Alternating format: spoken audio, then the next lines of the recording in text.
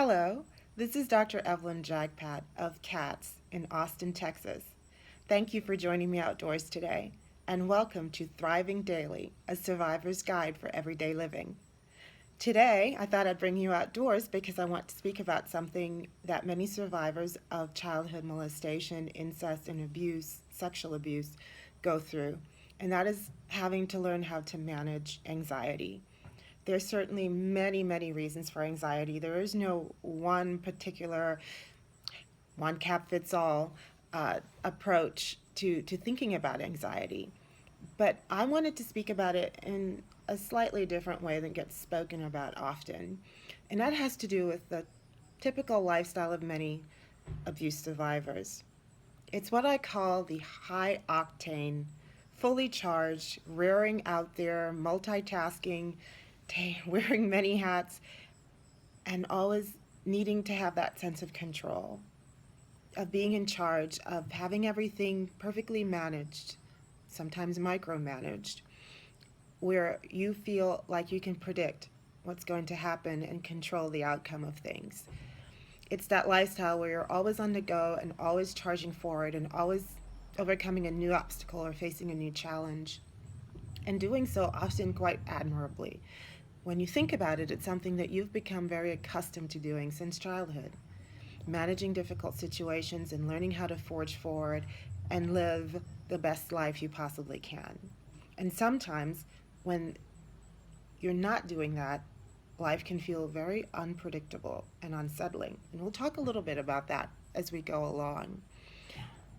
But invariably, living a high octane lifestyle can be very hard to manage. It can be very hard to juggle all of those balls.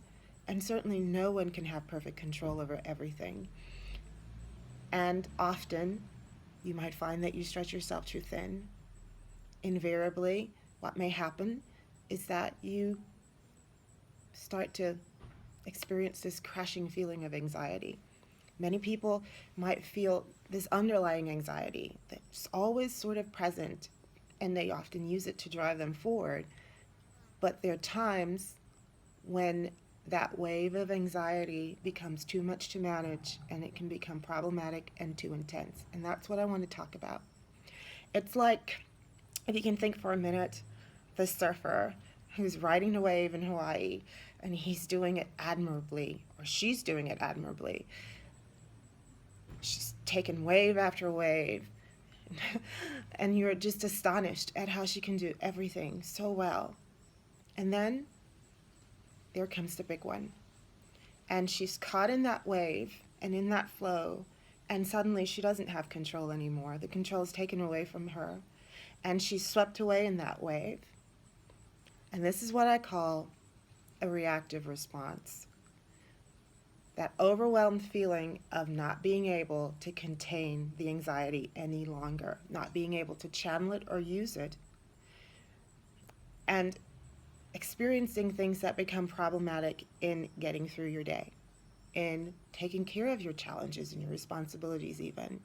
You might experience several different things. Some of the things that people experience or survivors experience include feeling tension inside of their bodies, general disquiet and upset, can become foggy in the way you think, unable to plan and focus.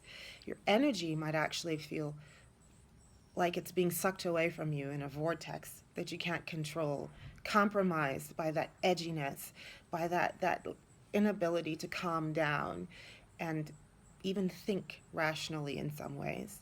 You might find you're unable to eat, or maybe you're anxious and eating erratically, crunching on something all the time, eating several times during the day out of stress and worry.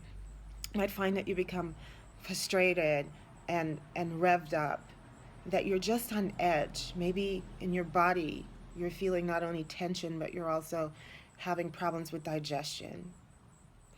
Stomach upset is very common, for instance, for people who experience anxiety. You may also find that it's hard to breathe sometimes. You find yourself catching your breath or your heart pounding, beating faster than normal. You may find that everything has a certain heightened edge to it. even the regular things, the normal flow of life, might just seem to be a bit too much.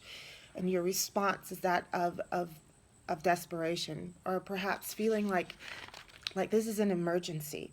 Like you can't quite get a grip on what is real in terms of a threat or something that needs an emergency response, and what is just normal, regular ebbs and flows and challenges of life. Something else that you might notice is that your thoughts begin to race, rapid, with many different patterns of thinking that seem to feed into your anxiety and put you even more on edge. And we'll talk about that in a little bit, about how those thoughts sometimes fuel your anxiety.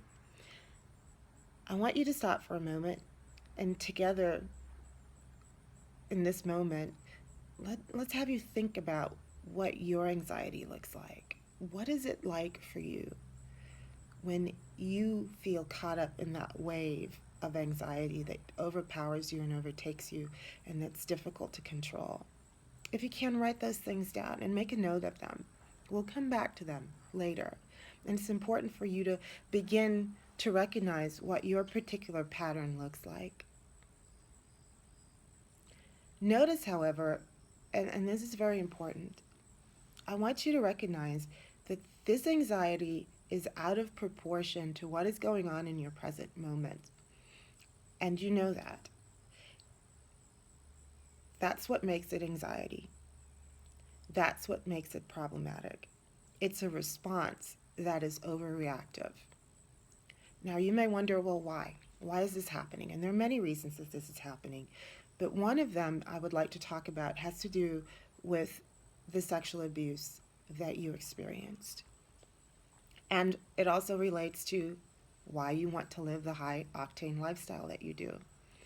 Often many survivors need to live that high-octane lifestyle to maintain a sense of control, of being able to contain their environments, of being able to shift from activity to activity where they feel like they're ordering their day and containing that underlying tension that I talked about, that underlying low-grade anxiety that's always there, that's always present.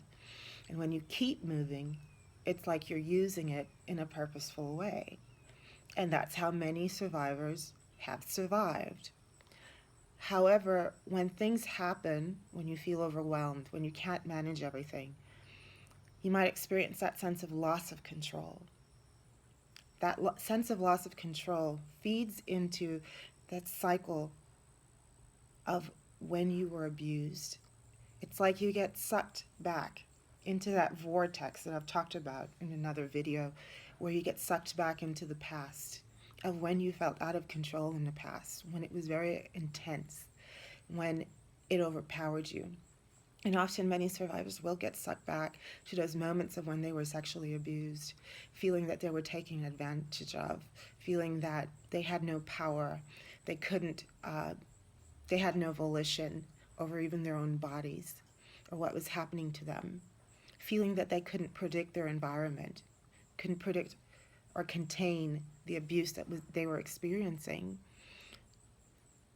Fear sets in. That sense of feeling threatened, of being in danger, of being harmed again. All of these things start to get triggered. That's what I mean by being sucked back into the past.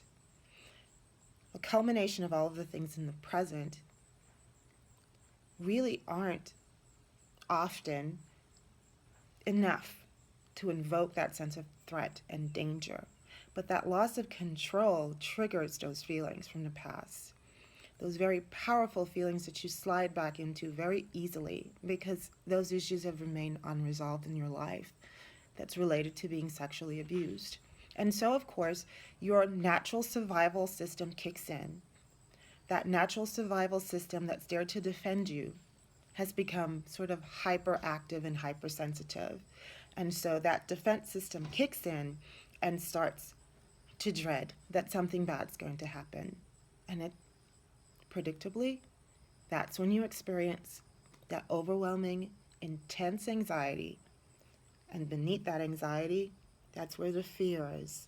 That's where that sense of threat and danger and of being harmed, connected to being abused, lives and surfaces, feeding into the anxiety that's getting more and more and more rampant and increasing and intensifying. And what many survivors do, of course, is try to fight against it. They push against it. They try to push away the anxiety.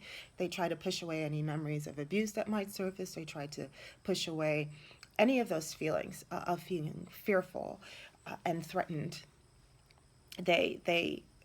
Or anything that's going on presently that's triggering the anxiety, that's inducing it. They try to avoid those things or those situations. But the one thing I can tell you is that avoidance is the absolute wrong thing to do. Even though your defense system is going avoid, avoid, push, push, don't, try to do everything you can to get rid of this anxiety, what really needs to happen is for you to do the opposite. It sounds weird, counterintuitive, but it works. It's actually called riding the wave of anxiety and experiencing it and using it very differently than you've used it before and managing it very differently than you've managed it before. That which you try to avoid will become more powerful and control your life, and you'll find it very difficult to contain, almost impossible, because you cannot really contain that which has become so big and so huge and been allowed to grow and fester underneath the surface. You really need to get to the bottom of the issue, so to speak, and that has to do with what feeds your anxiety. It's a very different way of experiencing anxiety. So how do you do that exactly? What does that involve? How can I use that in my life now, today? Well, I'm going to give you a couple pointers. One of them is to have a no judgment zone. Okay, understand that this is natural. This is a natural defense that you have developed and used quite effectively in your life, and it has gotten you this far. It is part of your resiliency to be able to manage things and to contain things and to try to control things. It was necessary for you to do that in an environment that made absolutely no sense, that was chaotic and abusive, and where you likely weren't protected as you should have been. This is part of how you survived, and it's okay. What you're on a path of doing right now is actually making adjustments in your world today, in a world where you're hopefully not any longer experiencing any abuse, and where you're taking charge in a different way of your life, in a way where you're managing things proactively and in healthy ways, where you're dealing with the abuse that happened in the past in ways that are much more self-nurturing and caring, and that will help you to actually be able to deal with things and cope with life in a way that is satisfying, joyful, and that brings vibrancy to your life and truly does create a thriving life for yourself. So, no judgment. Many people experience what you do. I want you to notice your particular pattern of responding. Observe it. Observe it without judgment. Write it down. See if you can tune into yourself. Notice when you experience anxiety. See if you can catch it early. What are the early signs? Some people might start to feel tension in their face or their heads. They might start to get more stomach upset. Their breathing might increase a little bit more. They may find that they're moving even more rapidly than normal and feeling like they're not accomplishing as much. I call it the running around like a chicken with your head cut off syndrome that many of us experience on a daily basis when we're just trying to manage too many things. Notice your thoughts. What are you thinking? What are some of the things that you think about that feed into your anxiety? Or what are the things that you think about when you feel yourself becoming anxious or as a result of becoming more anxious? What are some of the things that you do? What makes it better? Where your anxiety lessens? And what makes it worse? Where it's more rampant and it gears up even more? And those difficult nights, maybe when you can't sleep and you can't, or you have something to do and you can't concentrate, or where that anxiety just feels connected to fear even more than before. So that's observation. That's noticing. That's tuning in. The other thing I want you to do is actually to think of a signal word. It's a signal word that's going to help you cue yourself in to the moment you're experiencing anxiety. And that signal word can be any word you choose. Ideally, it's a word that will help you to also calm down. I like the word release. I love that word. Some people love the word soften. And for them, that word actually helps their bodies to relax. And they can feel themselves literally let go a little bit. And that's what release does for me. When I say release, I'm letting go. I'm letting go and I'm embracing the moment all at the same time. I'm noticing what's going on with me and I'm honoring it. But I'm also not letting it take over my whole experience.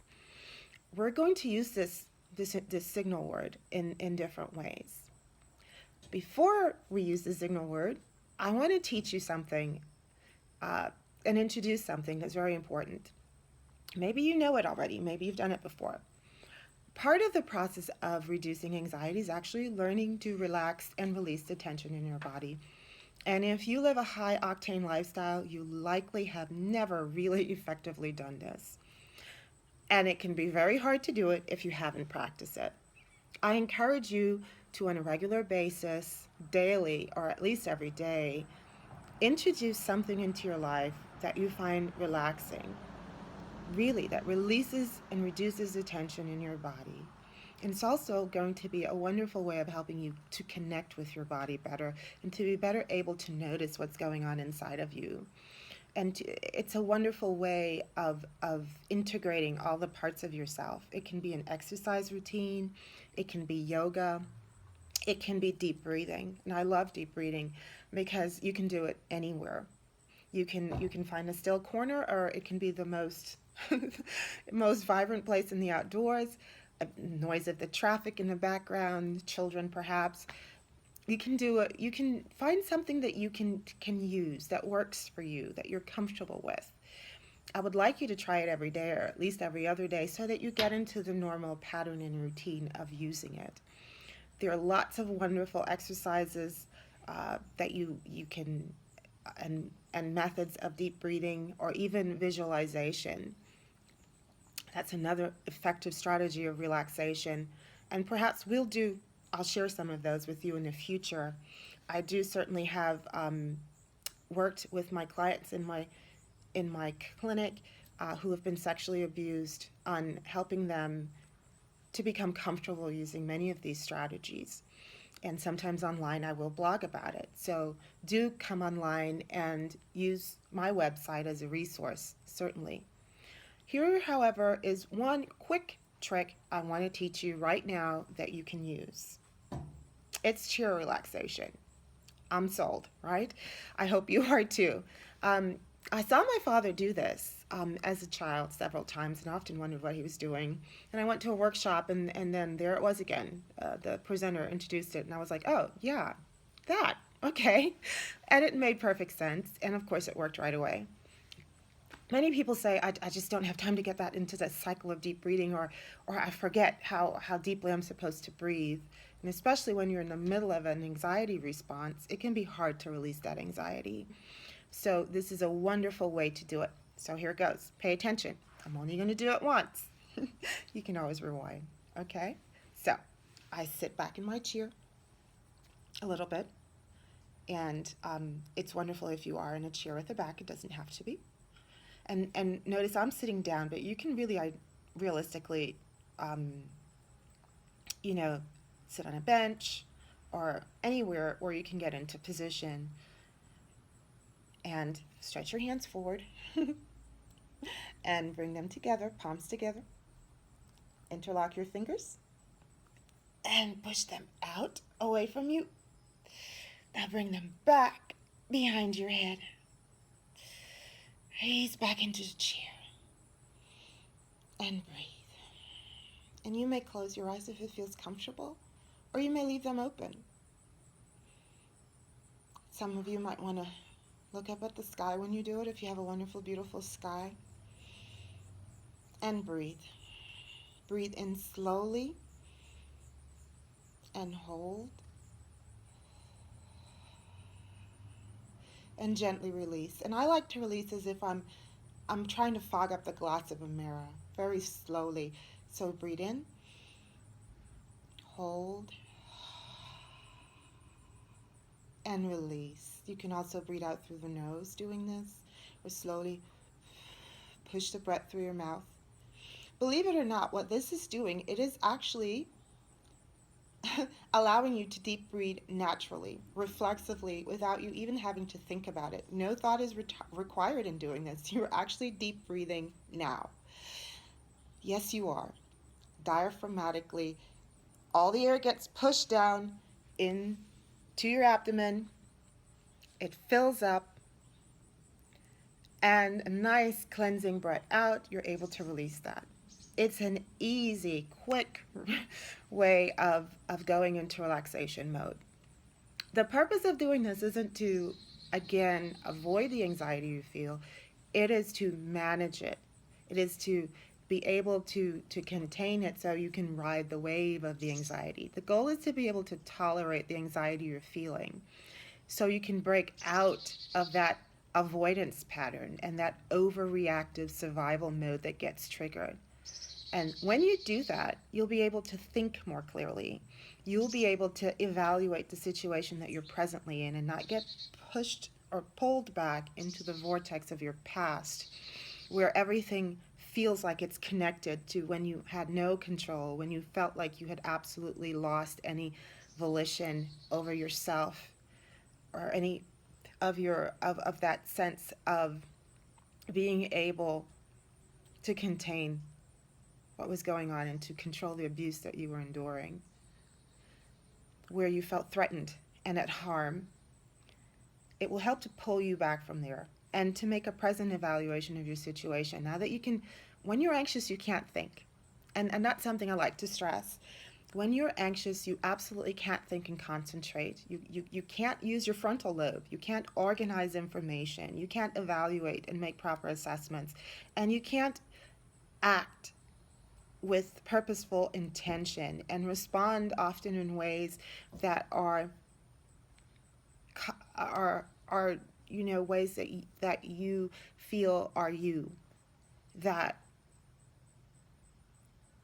really maintain your values, ways that you feel don't violate that sense of who you are as a human being. Anxiety really overtakes your brain's ability to function at maximum level. During the times that you need it most, during those times when you do need to manage life even more, and you do need to organize, and you do need to make a proper assessment of what needs your attention and how to respond. And most importantly, when you need to be able to look at your present situation and really say to yourself, I'm okay. I'm going to be okay. I can deal with this. I am not in danger. My life is okay. I'm not at threat of being harmed or killed or abused anymore. It may sound obvious me saying it, but reactively inside of you, that's what you're responding to on some level. When that sense of control and being able to manage life slips away and anxiety takes over, that's exactly what's going on inside of you on some very basic, reactive, compulsive level. That is the survivor mode. So by relaxing and embracing that, yes, you are experiencing anxiety and you're not trying to push it away, but you're actually riding the wave of anxiety and observing it, experiencing it, but managing it with breathing and being present with yourself. You're better able to assess this present situation right now. And in doing that, again, notice how you're reacting, notice your responses, notice what you're feeling. And if that tension becomes too much, this is where you use that word I asked you, that signal word, whether it's release or whether it's soften. If you find that it's becoming unmanageable, use that word. Remember to breathe. Here are a couple things that you can do during those moments of riding the wave. Think about your thoughts and how they feed into your anxiety. Often we're telling ourselves things and we don't even recognize it. We send ourselves messages. We have self-talk, their thoughts running through our head, and often these thoughts can be negative thoughts which feed into our anxiety. I can't manage this. This is too much for me. This situation is unbearable. None of those feel like things, none of those are words that are very encouraging, and certainly they're not words that are going to help you deal with your present situation. Often many of those same thoughts are connected to fears, uncertainty, of predicting that something bad is going to happen, of generating thoughts that make you feel like you're in danger, that you have absolutely no control. It's important to recognize those thoughts and to arrest those thoughts, to actually be able to slow down the process of where you can explore those thoughts. Because I'm a firm believer that you will live what you believe. And often survivors have very inaccurate thoughts or thoughts that are attached to being sexually abused and attached to feelings like not being safe, being out of control, not being good enough, being worthless, not being powerful, not being capable. These are thoughts that often contribute to even more anxiety and feeling even more overwhelmed. And in another segment, it's very important for us to slow that down even more and talk about how to properly arrest that kind of thinking and develop more logical, accurate thoughts that are more empowering and true about you. Those thoughts are not true, and it's very important to realize that now. Something else to realize is that this becomes a very wonderful opportunity to remember this is also linked to your lifestyle and the lifestyle you're living. The very thing, that high-octane lifestyle that you're living to manage and maintain, is also contributing to feeling over-anxious and over-flooded. It's very important to develop a lifestyle where you're able to establish a routine of reducing stress, of taking on things in manageable bites and chunks, and prioritizing more, and setting goals and plans for achieving those goals. But also recognizing that no one has absolute control and that it's okay, and that you're okay when you don't have absolute control. Something else that's important is to find ways, healthy ways, to feel more powerful and actually to feel like you have more of a sense of being able to manage your life better. And we can talk some more about many of those things in other segments. It's one last thing I would like to mention. It's about spirituality. And for many people, spirituality is very important. And from a Christian spirituality perspective, there is this passage that speaks to not being anxious for anything, but knowing you're never alone, knowing that there's always a path to peace. And I think that's a vibrant message that everyone can benefit from. There's always a path to peace. There's always a path to resolving things. There's always a path to being able to manage things differently. It might not turn out exactly as you expected, but it doesn't mean it's awful. It's just different, maybe, than you wanted it to be. But it certainly can be beautiful. And that's my message. Life can certainly be beautiful, even when you're experiencing anxiety. You can manage it, and you can ride the wave, and you cannot slip back into the past, and you can actually find ways to live a more vibrant, relaxing, stress-free life. There's nothing like laughter, and certainly that's one wonderful way that I try to manage anxiety. I love the outdoors. I'm always there. Do what feeds your spirit and gives you life. Visit me at www.cats, catsaustin.com. CATSSAUSTIN.com. I'm Dr. Evelyn Jagpat, and thank you for joining me once again. I hope you have a beautiful day. Bye-bye.